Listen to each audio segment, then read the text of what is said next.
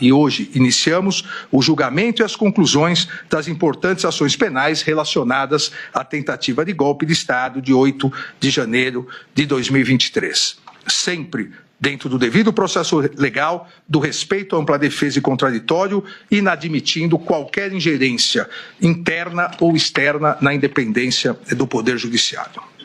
Aqui, presidente, na ação penal 2668, a ação penal instaurada a partir de denúncia oferecida pelo Procurador-Geral da República, integralmente recebida pela primeira turma do Supremo Tribunal Federal, em sessões realizadas nos dias 25 e 26 de março de 2025, em face de Alexandre Rodrigues Ramagem, Almir Garnier Santos, Anderson Gustavo Torres, Augusto Heleno Ribeiro Pereira, Mauro César Barbosa Cid, Paulo Sérgio Nogueira de Oliveira e Walter Souza Braga Neto, pela prática das condutas de organização criminosa armada, tentativa de abolição violenta do Estado Democrático de Direito, golpe de Estado, dano qualificado pela violência e grave ameaça contra o patrimônio público da União e com considerável prejuízo à vítima e deteriorização de patrimônio tombado, observadas as regras de concurso de pessoas e concurso material. E em relação a Jair Messias Bolsonaro, pelas mesmas infrações acima descritas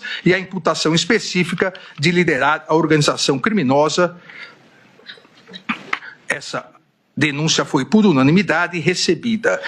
Transcrevo no relatório, presidente, a ementa que faço rápidas observações, principalmente porque foram as teses todas apresentadas pela defesa. Na ementa constou a inexistência de impedimento, suspeição ou de parcialidade do ministro relator e dos ministros Cristiano Zanin e Flávio Dino. O plenário dessa Suprema Corte pacificou que as alegações das defesas não caracterizam as situações legais que impediriam o legítimo exercício da jurisdição pelas autoridades arguidas. Item 2 da ementa, competência desse Supremo Tribunal Federal, por meio de sua primeira turma, a partir de 18 de dezembro de 2023, artigo 9º, inciso 1º, letra L do Regimento Interno do Supremo Tribunal Federal, para o processo e julgamento de todas as investigações, inquéritos e ações penais referentes aos atos antidemocráticos, milícias digitais, tentativa de golpe e atentado contra os poderes e instituições, inclusive aqueles ocorridos no dia 8 de janeiro de 2023. Item 3, absoluto respeito ao devido processo legal, inexistência de nulidades nas investigações da denúncia e no próprio procedimento realizado com base na Lei 8.038 de 1990. O devido processo legal configura dupla proteção ao indivíduo, atuando tanto no âmbito material, de proteção ao direito de liberdade, quanto no âmbito formal, ao assegurar-lhe paridade total de condições com o Estado persecutor e plenitude de defesa, direito à defesa técnica, à publicidade do processo, à citação, de produção ampla de provas, de ser processado e julgado pelo juiz competente, direito aos recursos, à decisão imutável e à revisão criminal. Item 4, inexistência de nulidade no prazo simultâneo para apresentação das defesas prévias do artigo 4º da Lei 8.038 de 90. Ausência de previsão legal, inclusive com previsão de sigilo do acordo de colaboração premiada como regra até eventual recebimento da denúncia. Nos termos do artigo 4º, parágrafo 10A da Lei 12.850, de 2013, somente após a instauração da ação penal, em todas as fases do processo, deve-se garantir ao réu delatado a oportunidade de manifestar-se após o decurso do prazo concedido ao réu que o delatou. Inexistência de previsão legal para que a sustentação oral da defesa do colaborador naquela fase seja anterior à dos demais denunciados. Item 5. Inexistência de nulidade no oferecimento de 5 denúncias por núcleos de atuação pela Procuradoria-Geral da República. Inaplicabilidade do princípio da indivisibilidade da ação penal às ações penais públicas precedentes. Impossibilidade de decisões contraditórias, uma vez que será o mesmo órgão julgador a analisar todos os fatos e as 5 denúncias oferecidas pelo Ministério Público. Item 6, amplo e restrito acesso a todos os elementos de prova que embasaram a denúncia. Os advogados devidamente constituídos, ainda durante a investigação criminal e logo após as medidas cautelares realizadas, tiveram várias vezes acesso à íntegra dos autos e dos documentos probatórios. As defesas tiveram acesso aos mesmos elementos probatórios utilizados pelo Ministério Público para o oferecimento da denúncia, cerceamento de defesa inexistente, inexistência de document dump. O fato de existirem inúmeros documentos e mídias nos autos deriva da complexidade das investigações e do número de indiciados pela polícia. Em relação à Procuradoria-Geral da República, os principais pontos da alegação final foram: 1. A estruturação e atuação de organização criminosa que teria ocorrido entre o período do meio do ano de 2021 e o início de 2023, com o claro intuito de promover a ruptura da ordem democrática no Brasil. A Procuradoria-Geral da República ressaltou que o grupo liderado por Jair Messias Bolsonaro e composto por figuras-chave do governo, das Forças Armadas e de órgãos de inteligência, estruturou e executou o plano progressivo e sistemático de ataque às instituições democráticas, com a finalidade de prejudicar a alternância legítima de poder nas eleições de 2022 e minar o livre exercício dos demais poderes constituídos, especialmente do Poder Judiciário. Ainda salientou a Procuradoria-Geral da República que a organização criminosa liderada pelo ex-presidente da República, em conjunto com integrantes do alto escalão de governo e de setores estratégicos das Forças Armadas, estruturou e mobilizou de forma sistemática gentes, recursos e competências do Estado brasileiro à revelia do interesse público, para propagar narrativas enganosas, assim como para provocar a instabilidade social e defender medidas autoritárias. A afronta, afirmou a Procuradoria-Geral da República, a legalidade constitucional, teria por objetivo a permanência ilícita de Jair Messias Bolsonaro no comando do poder, com o intuito de enfraquecer as instâncias públicas em clara negação do princípio da alternância democrática, da soberania popular e do equilíbrio entre os poderes. A Procuradoria-Geral da República, em relação às preliminares suscitadas pelas defesas dos réus sobre incompetência para julgamento do feito, arguição de suspeição e impedimento, violação ao duplo grau de jurisdição e falta de acesso às provas dos autos, a Procuradoria-Geral da República ressaltou que todas essas alegações já haviam sido superadas pela primeira turma desse Supremo Tribunal Federal no momento do recebimento da denúncia. Especificamente, em relação à alegação de defesa de Anderson Gustavo Torres, suscitando a nulidade do depoimento dos comandantes das Forças Armadas, sobre o argumento que teriam sido impropriamente induzidos na fase investigativa, a Procuradoria-Geral da República refutou a alegação, destacando que não houve qualquer irregularidade. Também em relação à alegação do réu Jair Messias Bolsonaro de nulidade da citação, uma vez que ocorreu durante a sua internação hospitalar, a Procuradoria-Geral da República rebateu a alegação, salientando a presença do réu em todos os atos da instrução e acompanhado de seus advogados regularmente constituídos.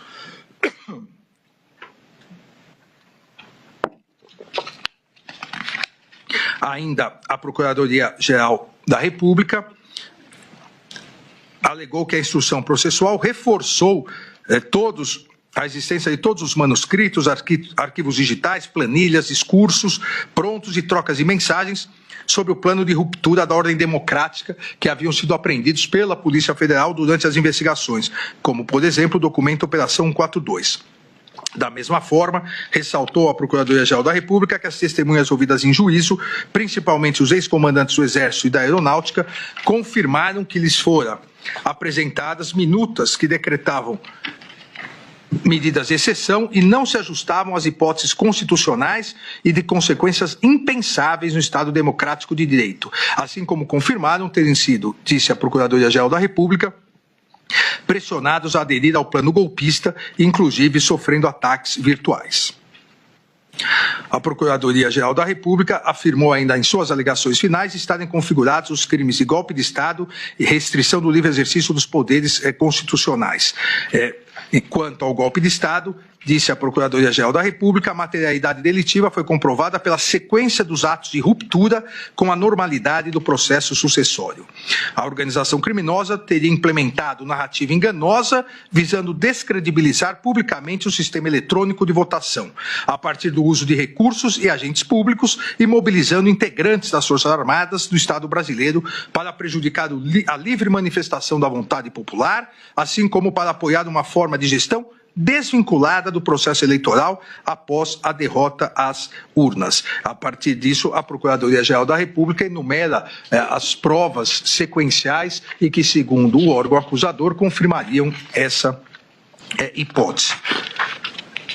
Ainda a Procuradoria-Geral da República, em relação ao crime do artigo 359-L, passa a fazer uma cronologia a partir do dia 7 de setembro de 2021, de pronunciamentos na esplanada dos ministérios e na Avenida Paulista, inclusive salientando que o réu Jair Messias Bolsonaro incitou publicamente a animosidade contra o Poder Judiciário e seus... Começa o julgamento da trama do golpe. Fala agora o ministro Cristiano Zanin. Vamos ouvir. Advogados, advogadas, todos que estão presentes, jornalistas...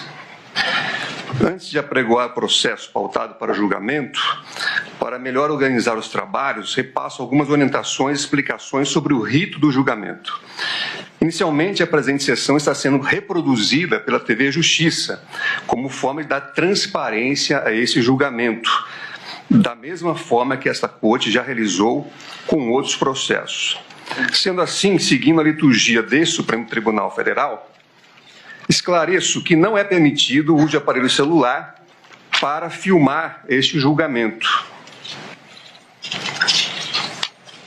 Até porque todos os vídeos estarão disponíveis nas plataformas e redes sociais do Supremo Tribunal Federal. Quanto ao rito do julgamento desta sessão, em respeito ao regimento interno e demais normas processuais, os ministros dessa primeira turma deliberaram que os trabalhos seguirão a seguinte ordem. Primeiro, leitura do relatório pelo ministro Alexandre de Moraes, relator. Segundo, apresentação da sustentação oral pelo Procurador-Geral da República pelo prazo de 1 hora, mas devido ao grande número de réus, desde já fica autorizada a prorrogação por mais 1 hora, se for necessário, nos termos do artigo 132 do Regimento Interno do Supremo Tribunal Federal. Terceiro, será facultada a sustentação oral das defesas pelo prazo de 1 hora, na seguinte ordem. Primeiro, o réu colaborador e depois na ordem apresentada na denúncia. 4. Após as sustentações orais, o tribunal realizará o julgamento da ação penal, decidindo pela procedência ou improcedência da ação. E depois, caso haja réus condenados, será deliberada a análise da dosimetria da pena. 5º, apresentação do voto pelo relator. E 6º, abertura da votação pelos demais ministros. Então, prestados esses esclarecimentos, apregou para julgamento a ação penal 2668 para análise da procedência ou improcedência dos pedidos. Início desse julgamento, e como a Marina estava falando, a gente teve aí a necessidade óbvia de um reforço muito intenso da segurança. Reforço esse que vem ser detalhado para a gente, aí traz mais informações para a gente a Gabriela Veras. O policiamento extremamente reforçado aqui na área da Praça dos Três Poderes. Era uma cena mais comum, normalmente no dia a dia a gente via uma viatura ou outra, só que hoje várias viaturas estão fazendo rondas aqui ao longo da Praça dos Três Poderes e não somente aqui, em frente ao Supremo Tribunal Federal, mas também nas proximidades do Palácio do Planalto, no Congresso Nacional e também na esplanada dos ministérios. Quando eu estava vindo para cá, eu percebi isso, algumas viaturas, policiais militares fazendo essa ronda. E vale também a gente ressaltar uma informação que aquelas grades que fazem toda a segurança do perímetro aqui do Supremo Tribunal Federal também foram recolocadas colocadas no Palácio do Planalto ao longo desta semana, visando esse dia de hoje, visando o início do julgamento do ex-presidente Jair Bolsonaro. Então, esses gradis foram recolocados, redobrada a segurança por aqui, muitos policiais militares fazendo as rondas aqui ao longo de toda a Praça dos Três Poderes, ao longo da esplanada dos ministérios também, e não somente esse policiamento ostensivo por terra, mas no ar. Aqui, ao longo desta manhã, vi o helicóptero da Polícia Militar fazendo essa segurança, fazendo esse monitoramento de toda a área, além também de drones que fazem também a varredura do local, como a nossa colega Marina Demore falou agora há pouco. Tem essa tecnologia sendo utilizada para o quê? Garantir a segurança aqui da Praça dos Três Poderes, da área de uma forma geral, dos prédios públicos, do Supremo Tribunal Federal, Suprema Corte Brasileira, Palácio do Planalto, Congresso Nacional, visto que eles foram alvos daquela depredação que aconteceu no 8 de janeiro. Então, policiamento reforçado aqui na área, e a expectativa é que isso permaneça ao longo dos próximos dias, ao longo das próximas semanas, enquanto o julgamento durar. Esse julgamento histórico que envolve o ex-presidente Jair Bolsonaro e mais 7 réus acusados de uma trama de golpe de Estado. Capítulo da história que se escreve diante dos olhos de milhões de brasileiros. Supremo Tribunal Federal começa esse julgamento daqui a pouquinho, como a gente estava falando para vocês. Um ex-presidente da República, vários ministros de Estado, militares de alta patente, todos eles ali aguardando o veredito que vai ser dado por 5 ministros da primeira turma do Supremo Tribunal Federal. Serão 8 sessões. Olha, a gente está desde as primeiras horas do dia acompanhando toda a movimentação aqui em frente à primeira turma do Supremo Tribunal Federal, onde vai acontecer o julgamento do ex-presidente Jair Bolsonaro e de mais 7 réus pela trama golpista. Faltam menos de 20 minutos para o início do julgamento. Agora há pouco chegou à sede do Supremo Tribunal Federal os advogados do ex-presidente Jair Bolsonaro, Celso Vilardi e também Paulo Cunha Bueno, passaram aqui pela imprensa, falaram rapidamente. Disseram que o foco da defesa vai ser apresentar argumentos técnicos. Disseram também que o ex-presidente Jair Bolsonaro, confirmando a informação que já vinha sendo trazida aqui pela nossa analista Jussara Soares, de que o ex-presidente não vai participar, não vai vir pessoalmente ao Supremo Tribunal Federal para acompanhar o julgamento, vai acompanhar de casa, onde cumpre prisão domiciliar. Então a gente acompanha toda essa movimentação. Outros advogados também já passaram por aqui, alguns parlamentares, principalmente da esquerda, da base governista, também vieram acompanhar de perto o julgamento da trama golpista. Para que tudo ocorra dentro da normalidade, sem nenhuma interferência externa, o Supremo Tribunal Federal também montou um esquema de segurança reforçado em parceria com a Secretaria de Segurança Pública do Distrito Federal. Então, desde as primeiras horas do dia, a gente acompanha a movimentação de drones que estão sobrevoando a Praça dos Três Poderes e todo o entorno aqui do prédio do Supremo. Também cães farejadores que fizeram já várias varreduras aqui na sede do STF, além da segurança pessoal dos ministros, que também foi reforçada para esses dias de julgamento. Clarissa, lembrando que hoje é só o primeiro dia, o ministro Cristiano Zanin daqui a pouco fará a abertura dos trabalhos, vai passar a palavra para Alexandre de Moraes ler o relatório e na sequência a gente vai ver então a PGR e depois os advogados fazendo a defesa dos seus argumentos, viu? Essas são as expectativas, portanto, para esse primeiro dia de julgamento, que só deve se encerrar na sexta-feira.